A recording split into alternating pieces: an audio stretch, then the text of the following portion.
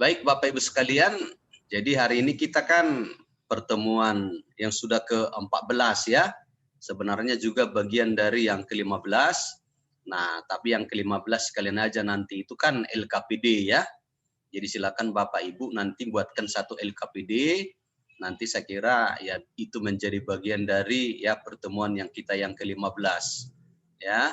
Nah, hari ini kita akan mengkaji ya persoalan metode ya, beberapa metode yang dipergunakan saat kita akan melakukan penyelidikan ya dalam mencari jawaban atas permasalahan ya lingkungan dan ekologi.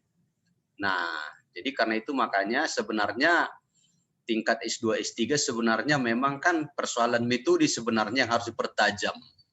Karena kalau Bapak Ibu sudah mengetahui metodenya, maka temuan-temuan ilmu-ilmu artinya bahkan namanya disebut novelty ya akan itu bisa kita dapatkan. Nah, jadi karena itu makanya ya waktu kita belajar filsafat kan sering saya tekankan yang membedakan S1, S2, S3 itu sebenarnya adalah kemampuan dia meriset, melakukan penelitian. Jadi kalau namanya sudah melakukan penelitian, maka itu artinya ya pemahaman terhadap metode-metode yang dipergunakan di dalam menyelesaikan masalah. Ya, jadi itu kata kuncinya sebenarnya. Kalau teori-teori mata kuliah itu kan bisa dibaca, tapi metode kalau sudah kita kuasai, nah itu alatnya sebenarnya. Ya, alat untuk mendapatkan ya nah hal-hal yang baru. Makanya kemarin kita belajar filsafat kan, nah bagaimana si Imre Lakatos ya membangun suatu sains itu ilmu pengetahuan lewat penelitian. Nah, khusus pada kesempatan ini, nah Bapak akan menyajikan, mendiskusikan, nah kalau kita melakukan penyelidikan yang berkaitan dengan apa yang ada di darat, kira-kira metode apa yang akan kita pakai dalam kaitannya dengan persoalan lingkungan dan ekologi, ya. Nah, jadi karena itu ya coba kita pahami lewat pertemuan hari ini.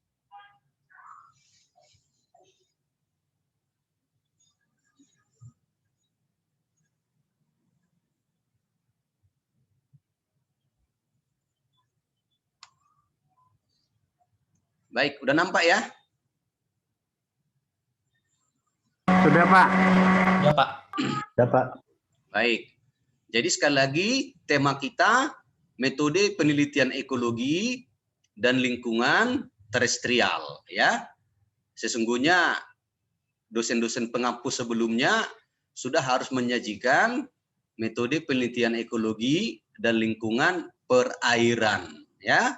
Nah, perairan. Jadi sebenarnya supaya lengkap ya karena menyajikan dalam satu pertemuan ya saya kira ya nah memerlukan waktu yang lebih banyak. Jadi saat sebelumnya membicarakan tentang hal-hal yang berhubungan dengan perairan, maka kita harus paham metode-metode yang dipakai dalam penelitian lingkungan perairan atau ekologi perairan.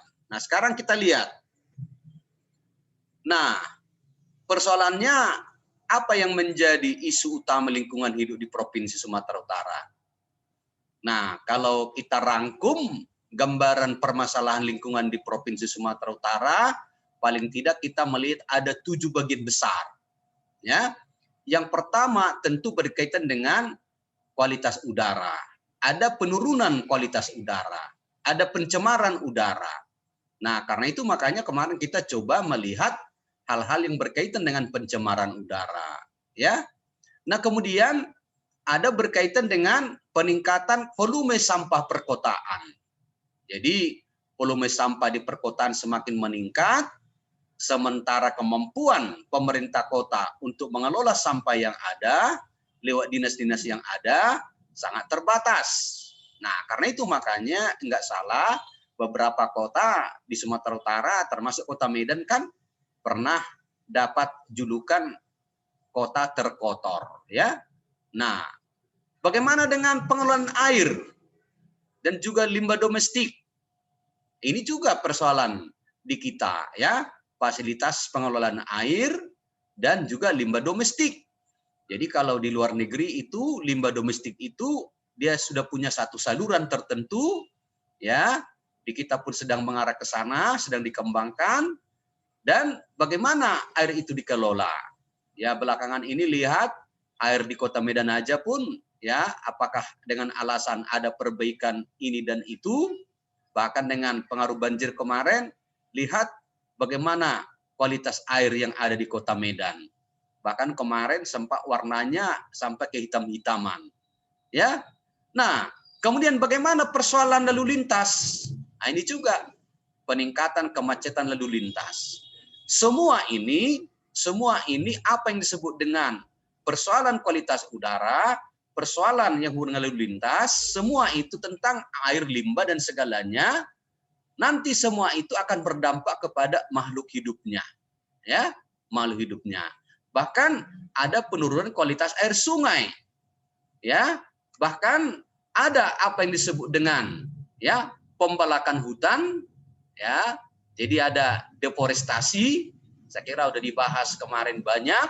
Bahkan terutama persoalan pokok di dalam mengelola hutan mangrove atau bakau. Jadi lihatlah bakau-bakau di Sumatera Utara betapa sesungguhnya sangat-sangat menyedihkan.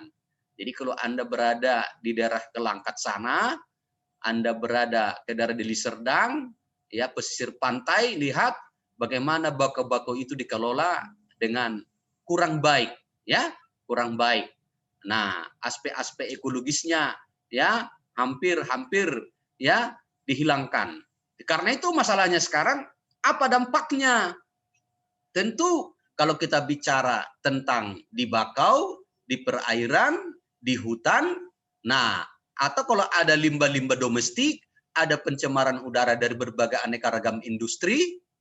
Sekarang bagaimana kita bisa mengukur dampak itu semua? Bagaimana kita bisa menyatakan bahwa aktivitas-aktivitas industri itu menyebabkan penurunan mutu lingkungan, penurunan kualitas lingkungan, penurunan kesehatan manusia. Nah, karena itu maka perlu kita paling tidak menganalisisnya, melakukan penyelidikannya. Paling tidak kita bermain pada organisme, baik tumbuhan maupun hewan. Karena berdasarkan data organisme, tumbuhan yang ada, kita bisa juga menjustifikasi bahwa aktivitas suatu industri itu, aktivitas-aktivitas manusia yang lain, yang menyebabkan lingkungan tidak dalam keadaan seimbang, itu bisa dijustifikasi lewat flora dan fauna yang ada di suatu kawasan. Nah, karena itu makanya pada kesempatan ini sebenarnya kalau kita mau meneliti ya perubahan lingkungan, perubahan ekologis dari suatu ekosistem, pendekatan yang umum dilakukan dalam metode ekologi adalah kita melakukan analisis komunitas. Jadi komunitas hewan, komunitas tumbuhan kita analisis karena apapun yang terjadi, kalau lingkungan berubah, kalau kualitas lingkungan semakin jelek, maka itu akan menyebabkan terhadap perubahan komunitas, keanekaragaman komunitas, kelimpahan komunitas, dominansi komunitas, kemerataan komunitas. Itu semua adalah parameter-parameter ekologi.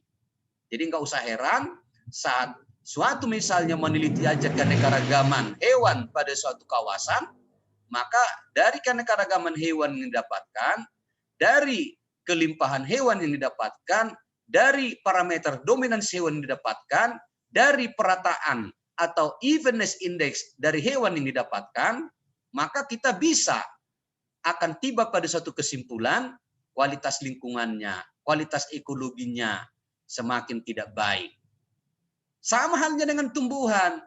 Ya, kalau kita lakukan analisis tumbuhan, kita lakukan analisis vegetasi, dari analisis vegetasi yang kita lakukan tentu apakah mulai dari tumbuhan rendah, tumbuhan tinggi, yang disebut herba, semak, perdu, pepohonan, ya, yang ada di hutan. Nah, parameter-parameter di tumbuhan yang disebut dengan kepadatan, ya, kemudian dominansi, kemudian yang namanya dia frekuensi kehadiran, itu bisa kita gunakan menjadi suatu indikator bahwa ada perubahan kualitas lingkungan, ada penurunan kualitas lingkungan. Jadi karena itu ya kita harus paham apa yang disebut dengan analisis komunitas. Nah, komunitas tumbuhan, komunitas hewan. Nah, beberapa metode yang bisa kita pakai, tentu pertama kan harus kita menangkap hewannya dulu, mengumpulkan tumbuhannya dulu. Nah, setelah kita tangkap, setelah kita kumpulkan, maka nanti kan kita lakukan identifikasi, kita lakukan analisisnya, maka dengan parameter-parameter tertentu kita bisa menyatakan, oh, ada perubahan lingkungan. Oh, kualitas lingkungannya ya rendah, jelek. Nah, kira-kira begitu ya. Nah, sekarang misalnya apa yang menjadi objeknya? Fauna permukaan. Ya, yang ada pada satu kawasan, bahkan yang ada dalam tanah. Misalnya, kalau kita menyatakan ya, apakah ada efek penggunaan pestisida? Apakah ada efek penggunaan pupuk pada tanaman-tanaman hortikultura yang ada di Rahkaro misalnya, dataran tinggi Simalungun, ya, karena di sana digunakan pupuk, di sana digunakan insektisida, di sana digunakan pestisida.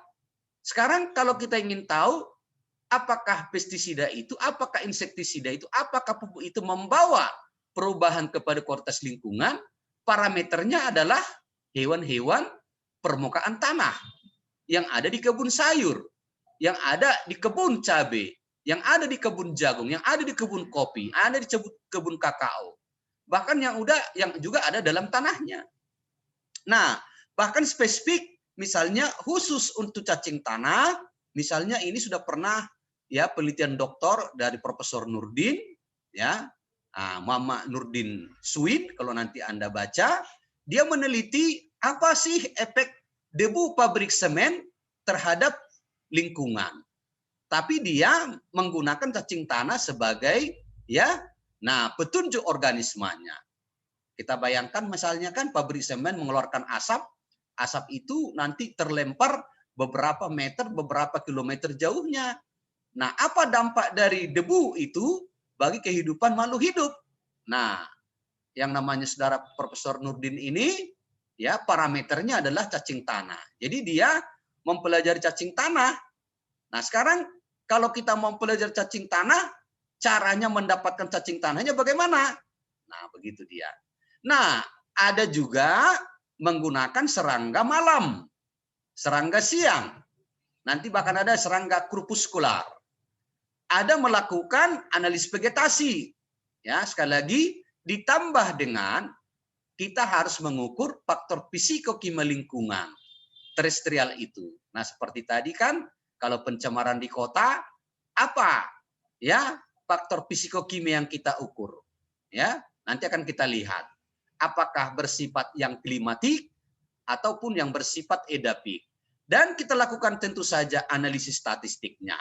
Nah, sekarang misalnya, saudara, kalaulah memang ya tanah itu, hewan tanah itu bisa digunakan sebagai suatu alat yang akan kita pakai menjustifikasi kualitas lingkungan, perubahan lingkungan, seperti yang sampaikan tadi, terutama lingkungan pertanian.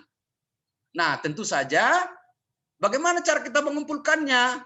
Maka yang namanya kalau untuk hewan-hewan permukaan tanah, gunakanlah perangkap jebak. Gunakanlah perangkap jagung. Gunakanlah pitfall trap atau perangkap barber. Ya, karena Tuan Barber yang menemukannya. Kalau yang ada dalam tanah, gunakan yang namanya perangkap Berles Talgreen. Ya, perangkap Berles ini.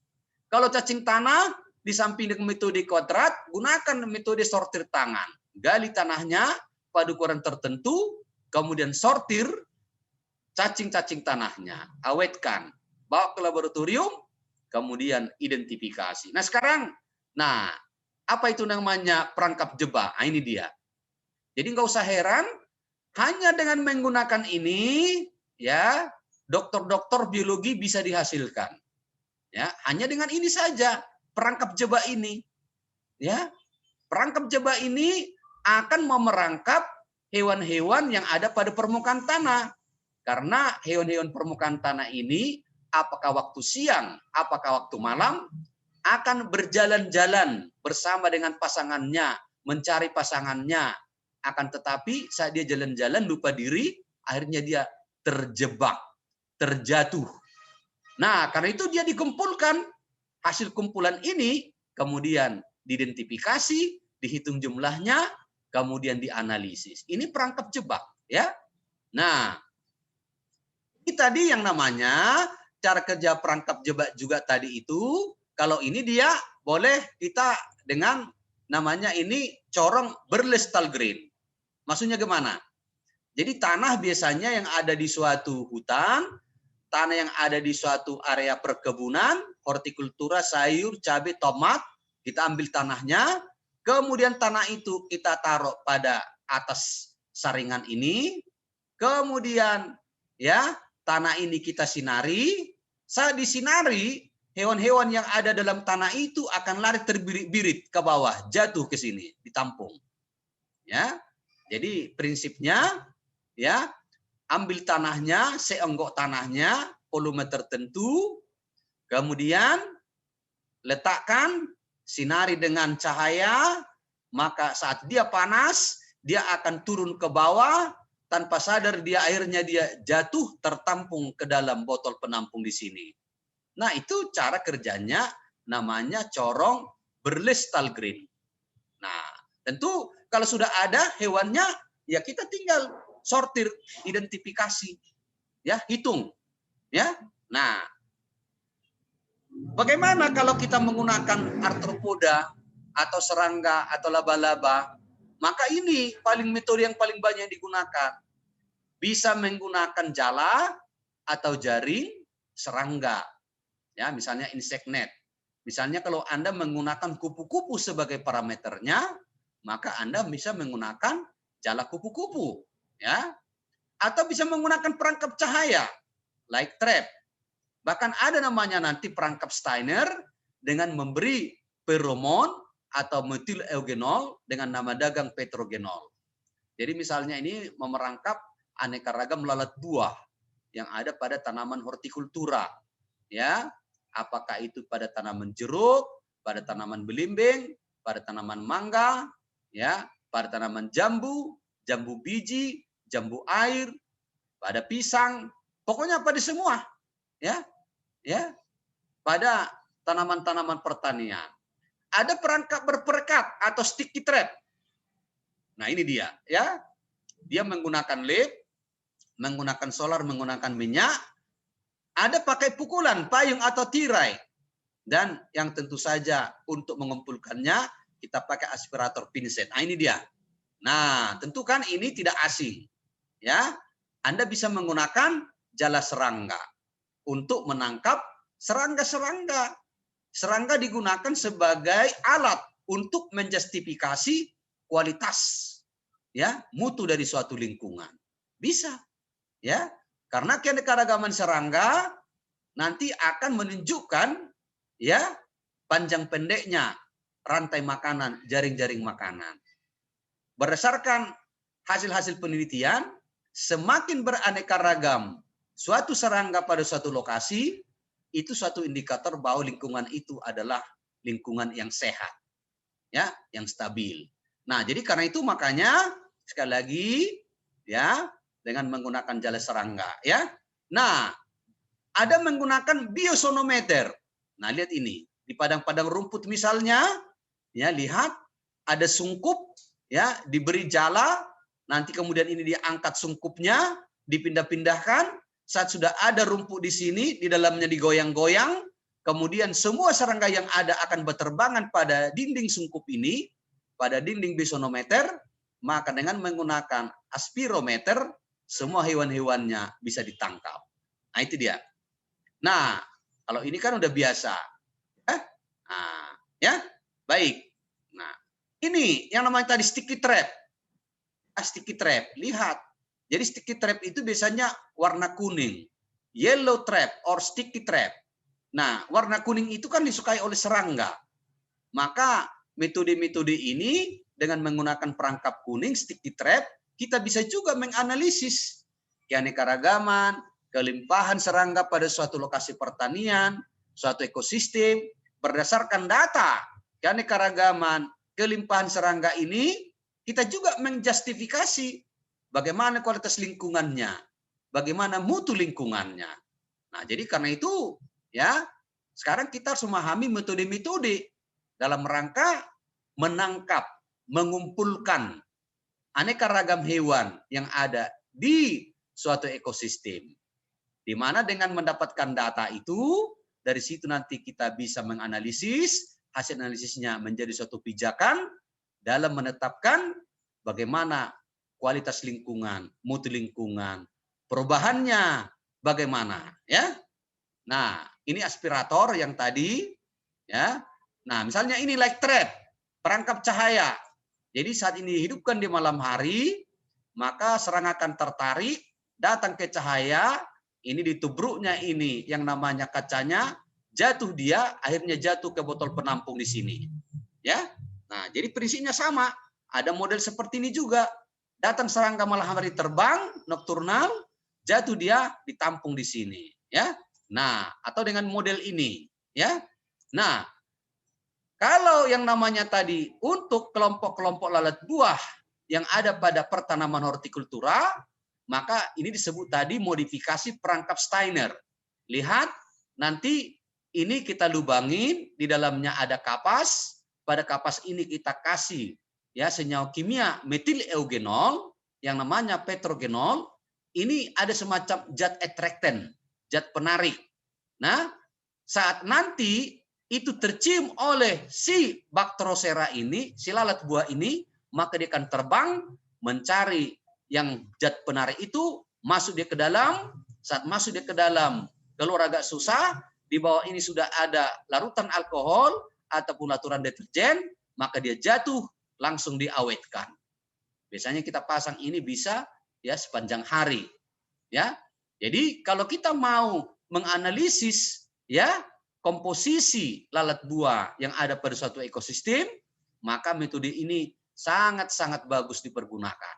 Ya, nah atau begini, ya, nah ada satu pohon jeruk misalnya, kita ingin tahu apa serangga penghuninya, taruhkan payung, kemudian pukul-pukul, berjatuhan, kemudian saat berjatuhan gunakan pinset, maka dapatkan serangga-serangganya. Atau ini, pada satu tanaman padi, ada bakinya, ada alkoholnya. Kalau tanaman padi ini kita goyangkan, condongkan ke baki ini, kita goyang-goyang, tentu kan akan berjatuhan ke dalam baki ini. Langsung dia diawetkan. Ya, baik. Nah, itu terutama tadi untuk hewan-hewan kelompok, ya. Nah, kelompok rendah, ya. Sekarang bagaimana untuk yang tingkat tinggi? Nah, kalau studi misalnya yang berhubungan dengan avian, ya, burung-burung, maka disebut gunakan jala kabut, misnet. Ya, jadi ini jala kabut, ya, dalam studi burung, ya, ekologi burung, ya, karena burung juga bisa menjadi satu indikator, ya.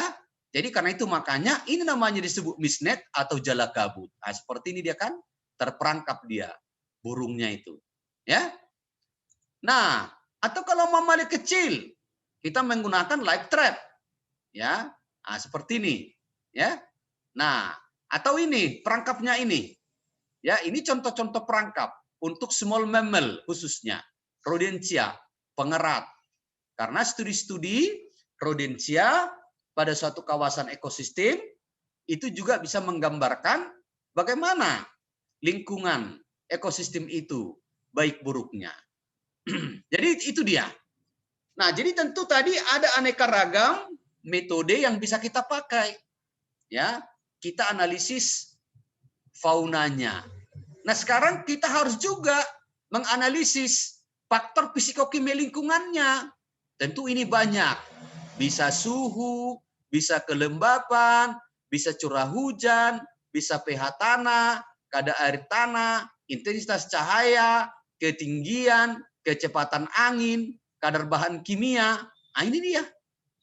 Ya.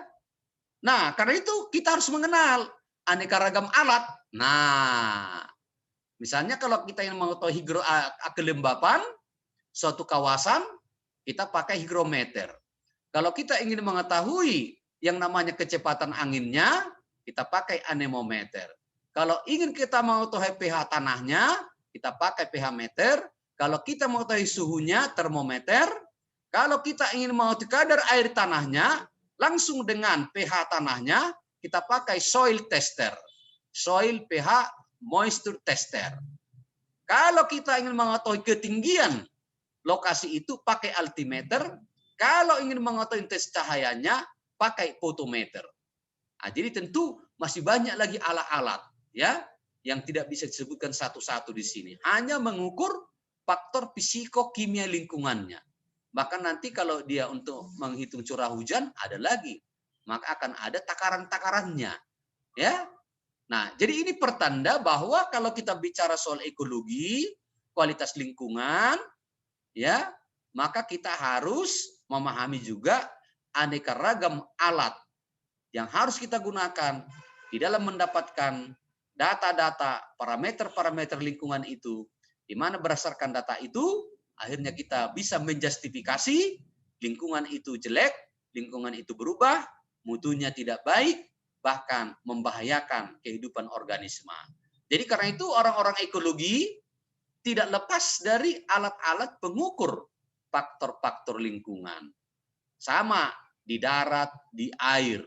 Ya, bayangkan kalau kita untuk menganalisis kualitas lingkungan sungai, tidak hanya dari faktor biologinya, fitoplanktonnya, zooplanktonnya, hidrobiotanya, tapi juga kita harus menganalisis ya kadar oksigennya, kadar CO2-nya, kadar merkurinya, kadar pelumbungnya, ya, kadar-kadar yang lain, kadar besinya, ya, itu maksudnya.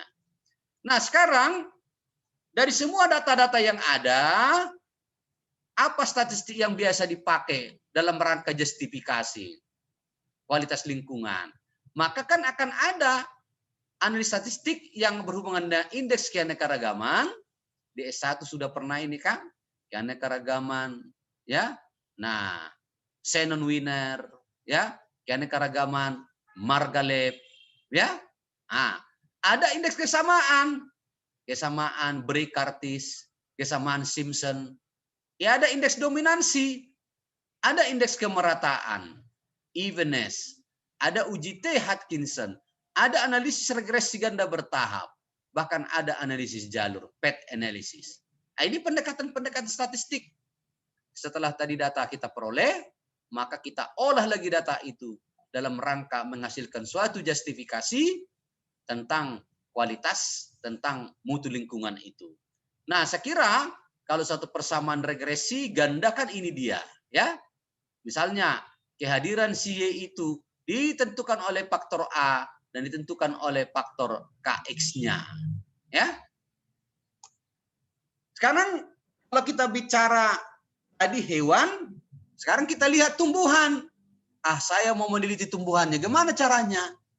Nah, paling praktisnya saat kita menggunakan tumbuhan sebagai indikator perubahan kualitas lingkungan, mutu lingkungan, maka kita harus tidak lupa dengan 3 hal pokok.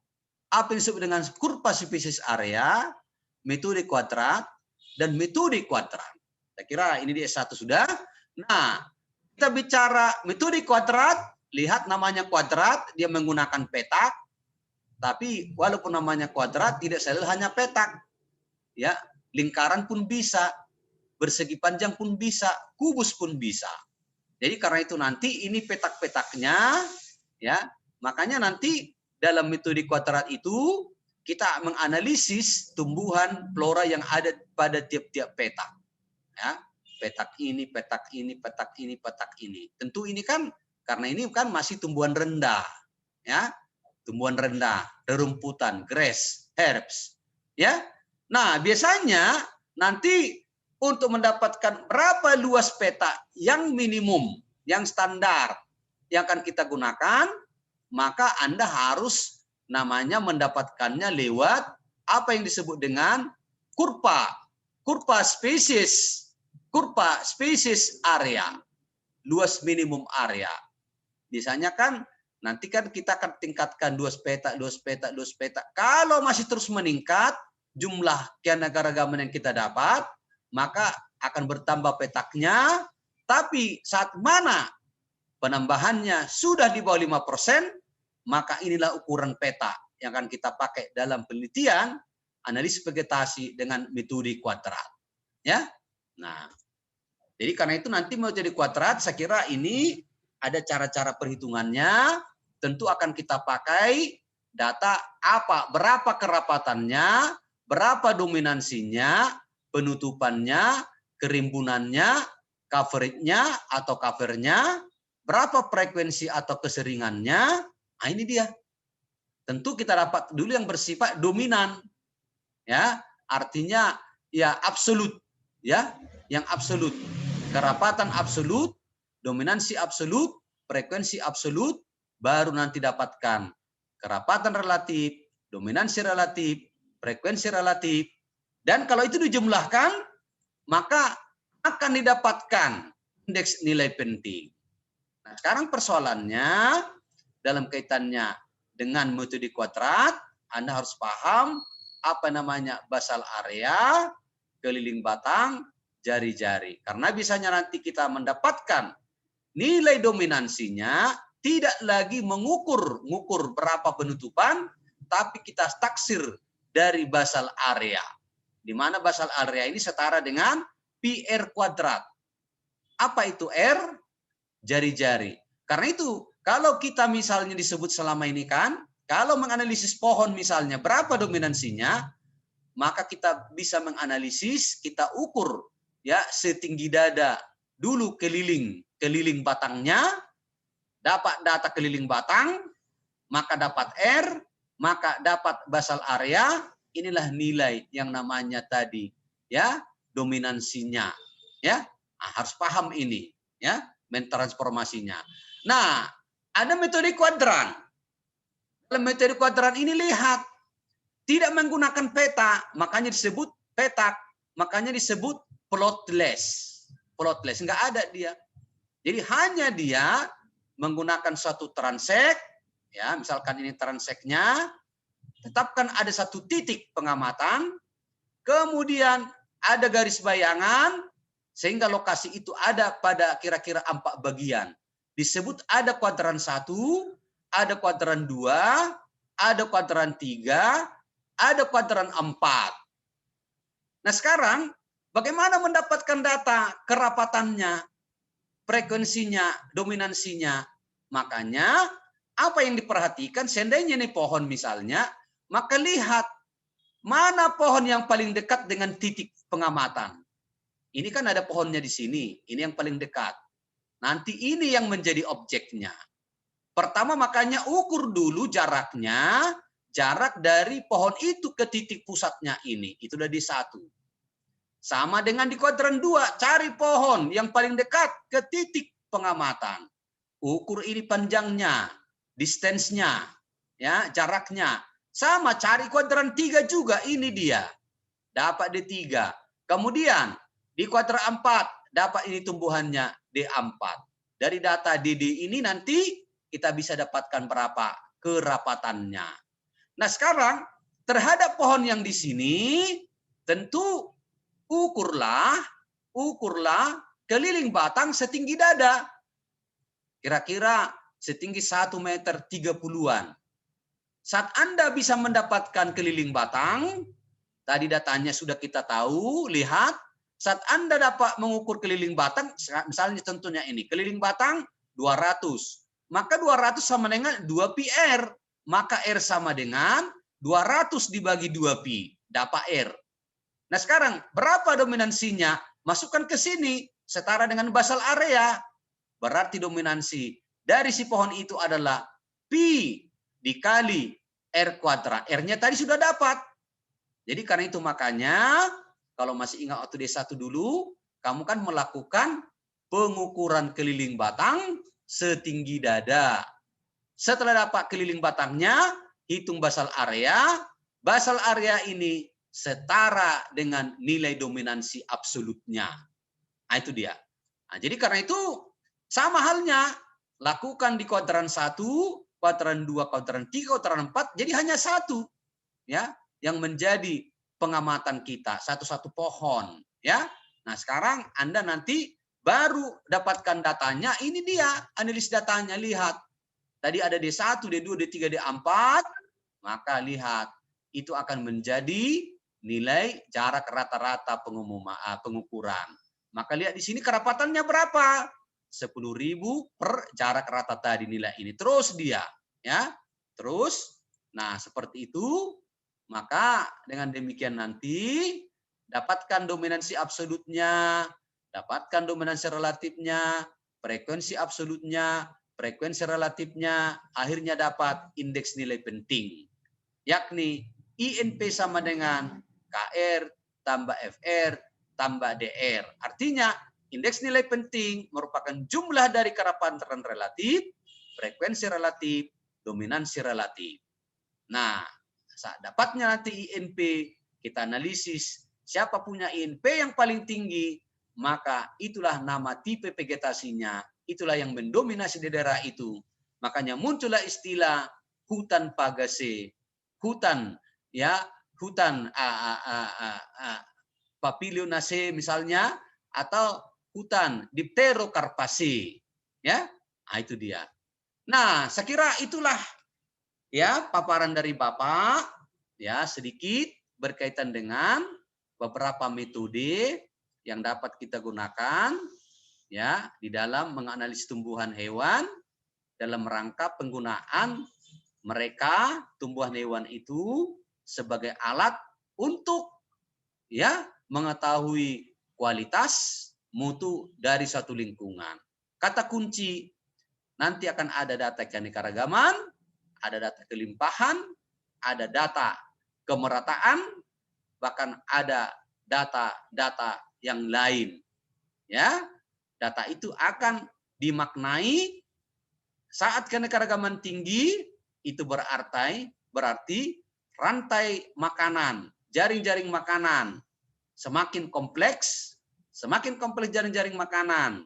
Artinya di situ kehidupan bersama organisme cukup baik, dan saat ada kehidupan bersama di antara organisme, maka itu pertanda bahwa lingkungan mereka di mana mereka berada ada dalam kondisi yang baik, yang lebih stabil.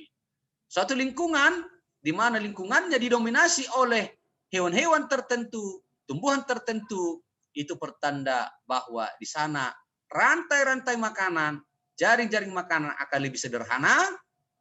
Dengan demikian biasanya pertanda itu kualitas ekosistemnya buruk ataupun jelek.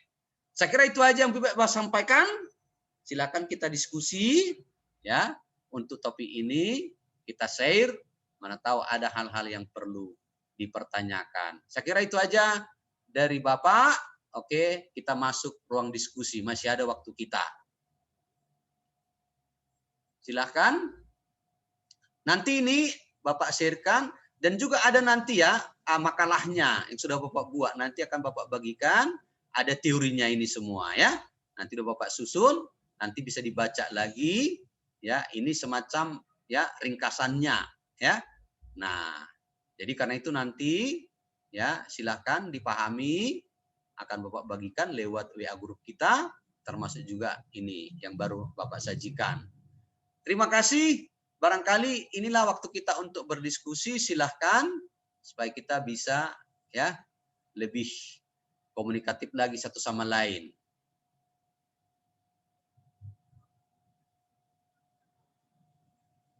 Silakan Bapak Ibu kalau ada mau ditanyakan. Saya ingin bertanya, Pak. Boleh, silakan Gloria. Jadi jika isu utamanya itu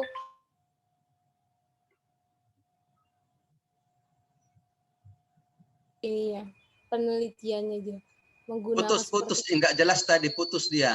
Isu utama terus itu enggak kedengaran.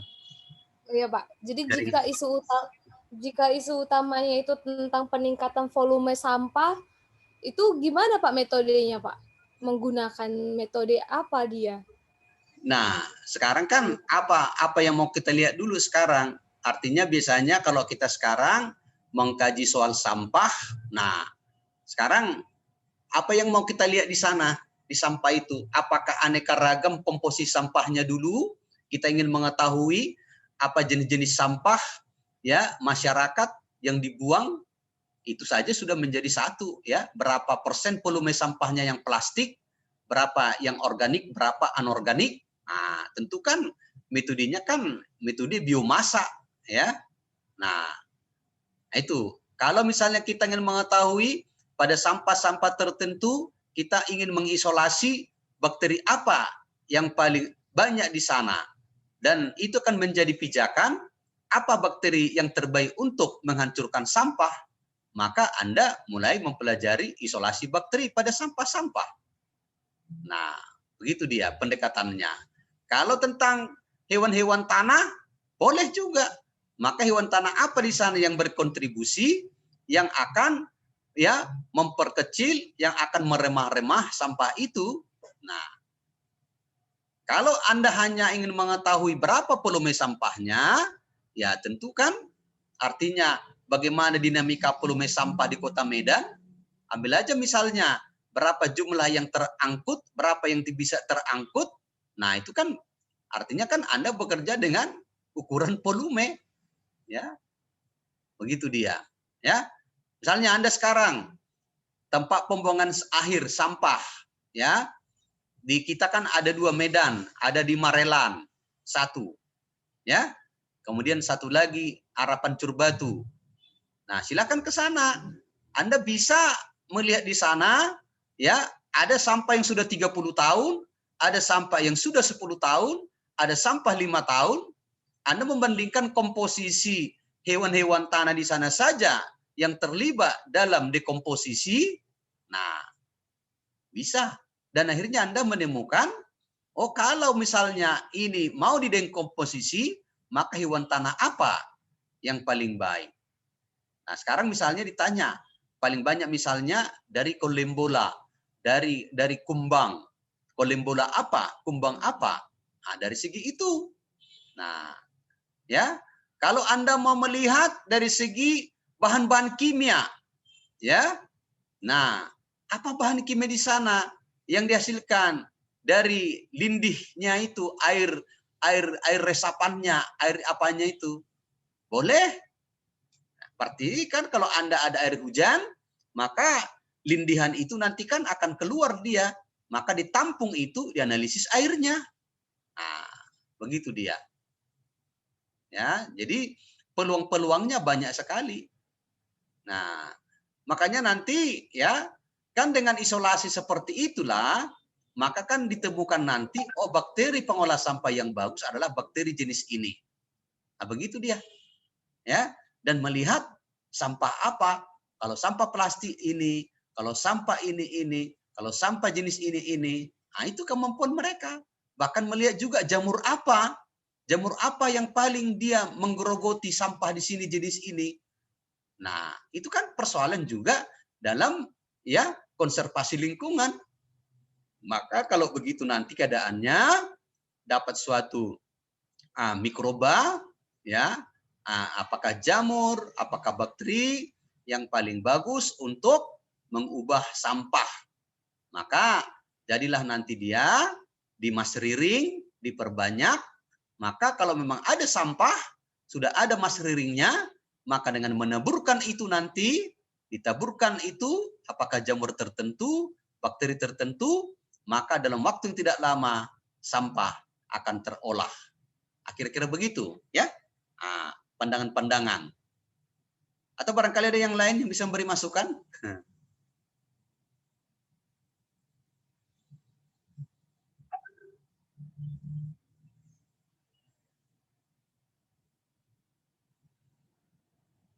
Jadi itu tadi kan isu-isu utama ya, kalau kita ingin bicara ya persoalan lingkungan di Sumatera Utara ya.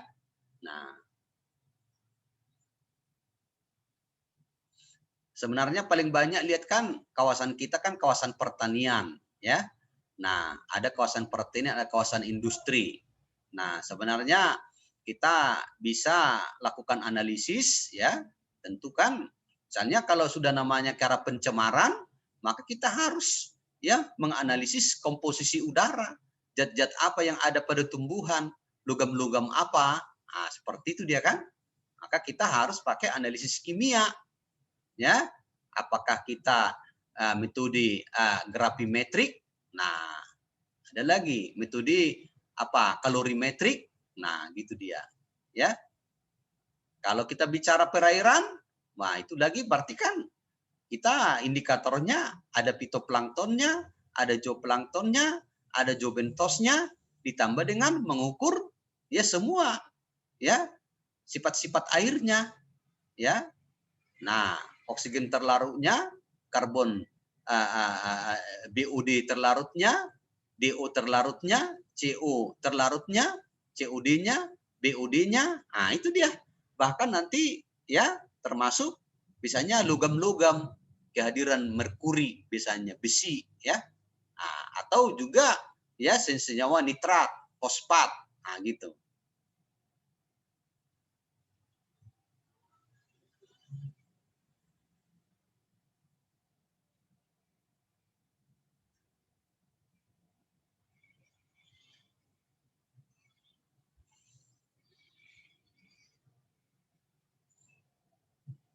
Baik, sambil apa? Jadi itu gambaran, makanya kemampuan kita menggunakan alat-alat itu kan nanti kan akhirnya Anda semua kan bisa melakukan yang namanya penelitian pengembangan berbasis riset, ya, dengan menggunakan lingkungan di mana Anda menjadi sumber belajar, ya, sumber belajar.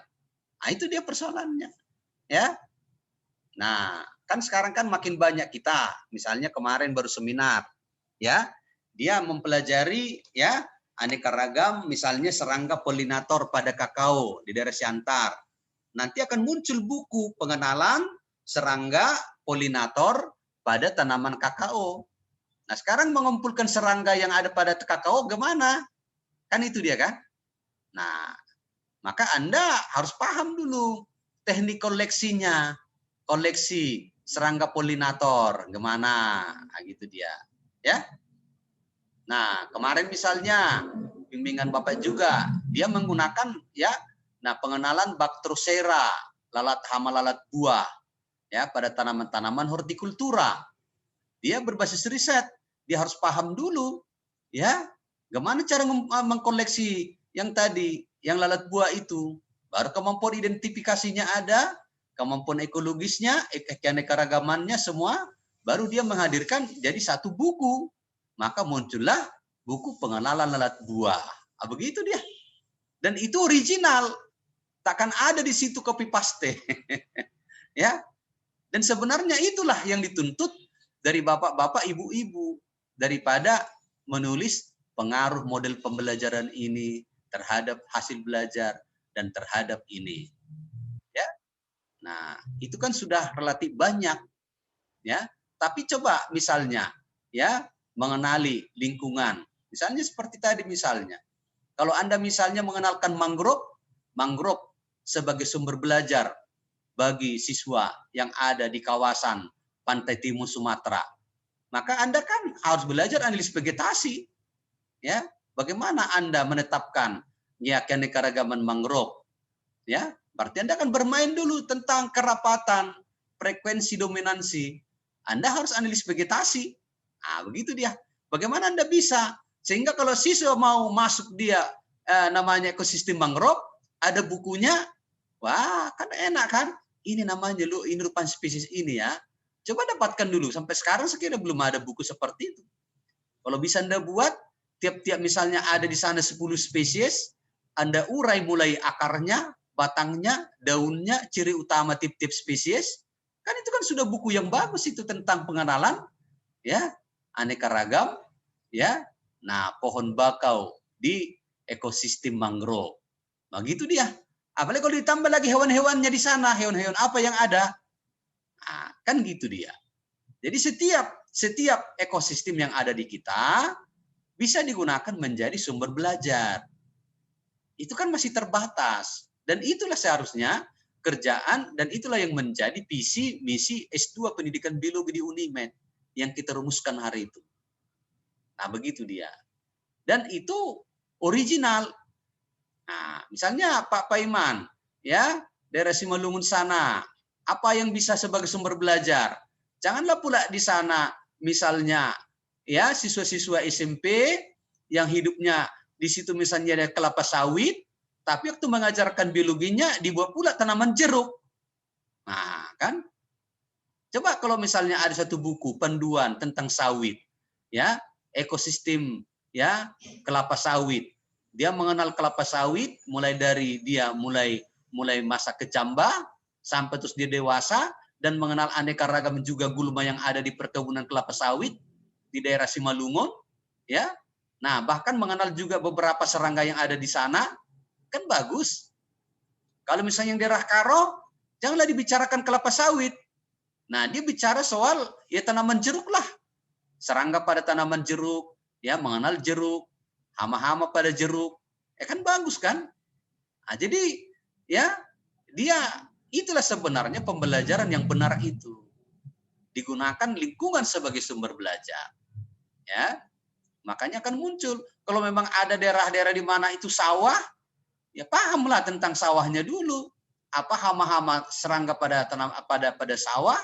Mungkin mereka belum kenal. Aneka ragam misalnya wereng, mana wereng hijau, wereng coklat, wereng punggung putih, wereng jikjak. Akan nggak ngerti. Ya, murid-murid kita kadang-kadang nggak ngerti, padahal hidupnya dari sawah, dari pertanian. Nah, kan kita kan seperti itu, banyak seperti itu. Jadi lingkungan kita belum kita gunakan sebagai sumber belajar. Nah, di samping kita tadi melihat ya apa efek dari perlokan-perlokan ini. Contoh sekarang lah, apakah kalau dia ada namanya pertanian organik dengan non-organik? Nah, gimana sebenarnya efek dari pertanian organik terhadap keanekaragaman hewan? Ya, bagaimana sebenarnya itu? Memang betulkah dia punya nilai positif memperbaiki kualitas lingkungan kalau kita bertanam organik?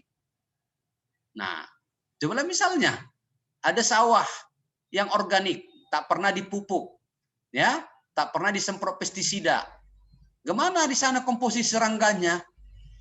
Bandingkan dengan ya sawah yang diberi pupuk, yang disemprot pestisida, insektisida. Nah, kita akan lihat. Nah, gimana perbedaannya? Nah, hal-hal seperti itu kan, ya bisa dipahami lewat riset. Ya, itu semua bermuara kepada kualitas lingkungan, ya. Atau misalnya, contohnya lah, kalau di daerahmu ada tanaman transgenik, ya, jagung transgenik, ya, misalnya. Nah, kalau ini kan takut-takutin ya, kalau transgenik katanya gini jadi gini loh. Buktikan bagaimana dia itu sebenarnya, ya, komposisi hewan di tanaman dari jagung transgenik sebagai sumber belajar. Begitu. Jadi sebagai sumber belajar, ya. Nah, baik, saya kira itu kita buka ya tema-tema itu, ya, apalagi masa sekarang kan semua kan GMO, ya, genetically modified organism, ya. Kita kan makin banyak itu. Nah, gimana kita bisa menilai efek dari tanaman transgenik itu terhadap lingkungan kita?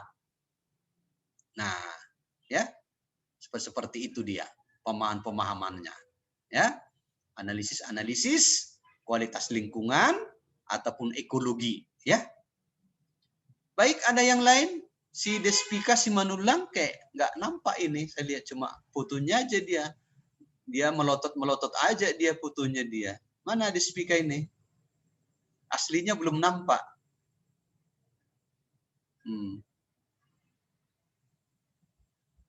Kalau Yulia tadi kan udah muncul, tapi si Despika nggak muncul saya lihat. Mana Despika? Tunjukkan dulu wajahmu. Ya, ada lagi Bapak Ibu yang kita pakan. Nah, jadi minggu depan Bapak rasakan rata-rata ya sudah pada pulang kampung kan? Memang di kampung ya.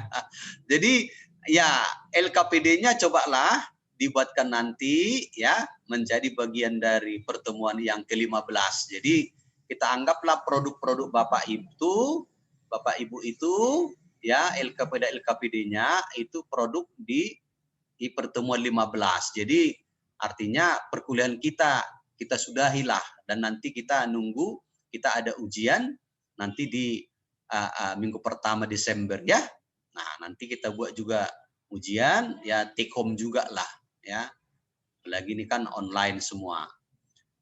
Jadi karena itu juga ya sebelum ada nanti kalau selama pertemuan kita ini beberapa kali pertemuan atau 4-5 kali pertemuan ini ada yang kurang lebih di sana sini ya Bapak mohon maaf kalau ada yang kurang sempurna pasti ya, apalagi ini kan kita ya terburu-buru mengejar sana menggusur sini. Tapi paling tidak ya beberapa wawasan yang bersangkut paut dengan ya ekologi saya kira ya lingkungan bisa memperkaya wawasan kita ya. Nah, Ibu, iya Pak. ya. Ibu Maria Pak, dia izin Pak, karena hari ini kebetulan pesta dia, menikah dia Pak. Waduh. Nah, jadi nggak muncul ya. Berarti kita harus kasih kado lah ini berarti ya. Udah kalian kumpulkan. Iyalah ya. Iyalah ya. Iya Pak. Ibu Maria ya. Wah. Iya Pak. Masa pandemi pula dia ya. Kenangan juga ini kalau kayak gitu. Oke lah, selamat lah nanti sama dia dari Bapak juga ya. Iya Pak. Tapi udah kalian apakan kumpulkannya kan untuk kado kita kan?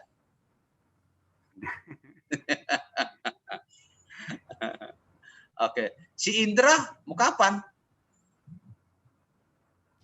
Si Indra udah atau si Itra? Belum Pak, belum. Belum. Belum Pak, belum Pak. Belum. Nggak apa-apa lah. Pemuda Jerman. Masih muda-mudanya ya kan? Kalau kami udah tua kayak Pak Paiman udahlah ya.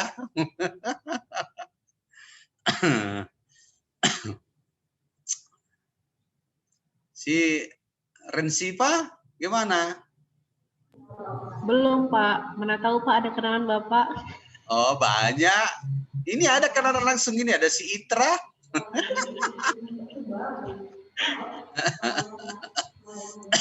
Kenapa yang jauh-jauh kalau ada yang dekat kan itu kan? Ingin juga ke Jerman Pak. Oh iya. Boleh.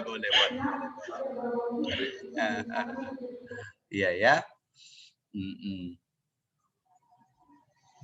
Kayaknya jadi si Gloria pun jadi apa dia senyum-senyum si Gloria. Atau Ibu apa nih? Ibu Sinaga dulu ini. Ibu Lidiana. Kemana kabarnya ini? Belum pernah Bapak dengar suaranya. Pingin juga Bapak. Rindu juga dengar suaranya.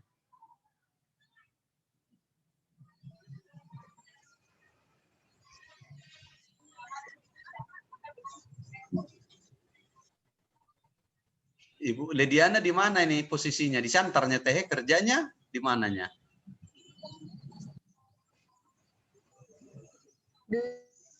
Di Sibolga, Pak. Sibolga? Oh, di Sibolga di mana? Di mananya di Sibolga? Di Sarudi, Pak. Sarudi, Tapanuli Tengah. Oh, Sarudi. Oh, itu kan daerah kerja Bapaknya itu. Pak, ya. Kalau mau ke Sibolga datang Pak mampir. Iya. Yang di Sarudi itu di perumahan itu kan ada perumahan yang sebelah kiri ya. Nah, Bapak waktu menangani tsunami daerah Sorkam segalanya kan Bapak di sana sama orang Jerman dulu. Nah, bernyewa rumah ya. Jadi hampir beberapa bulan Bapak dulunya masa tsunami, gempa bumi kan, pantai daerah Sorkam semua itu kan banyak juga itu korbannya. Jadi dulu tim kita masuk ke sana atas arahan Pak Gubernur. Nah, jadi pos kita adalah posnya di Sarudik. Nah, karena nggak sanggup lagi bayar di hotel wisata hari itu. Baik. Jadi Mahal, Pak. Nah, tapi Sibolga enak ya, makan ikan.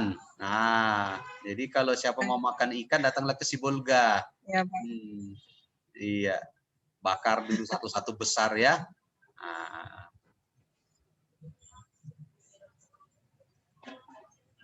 Baik, ada lagi yang lain? Siapa? Si Kenaris, Priscila, ya, atau si Yulia Pratiwi Sumarta?